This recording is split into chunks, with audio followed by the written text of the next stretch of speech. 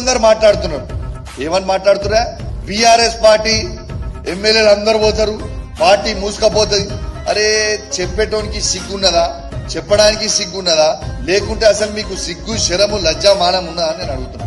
ఇలా BRS party పోయిన 4 దొంగలు పోతే పోయిరు. మేము 34 మంది ఎమ్మెల్యేలు ఉన్నాం, 28 మంది ఎమ్మెల్సీలు ఉన్నాం, 4 పార్లమెంట్ సభ్యులు, రాజ్యసభ పార్లమెంట్ సభ్యులు ఉన్నాం, వేలాది మంది జెడ్పీటీసీలు, ఎంపీపీలు, మున్సిపల్ చైర్మన్లు, కౌన్సిలర్లు, సర్పంచ్లు ఉన్నాం, లక్షలాది మంది కార్యకర్తలు ఉన్నారు, వేలాది మంది వార్డు మెంబర్లు, ఉప సర్పంచ్లు, సింగిల్ విండో చైర్మన్లు, సింగిల్ విండో డైరెక్టర్లు, మార్కెట్ చైర్మన్లు, మాజీ మార్కెట్ చైర్మన్లు, వేలాది మంది, లక్షలాది మంది బీఆర్ఎస్ పార్టీ కార్యకర్తలు ఉన్నారు. ఎవరో ఒకరిద్దరు ఎమ్మెల్యేలు పోతే పార్టీ ఆగిపోదు. మేం మీకు చెప్తున్నాం, ఈ 5 సంవత్సరాలు ఖచ్చితంగా ప్రజల పక్షాన పోరాడతాం, మా గలం ఎత్తుతాం. ఈ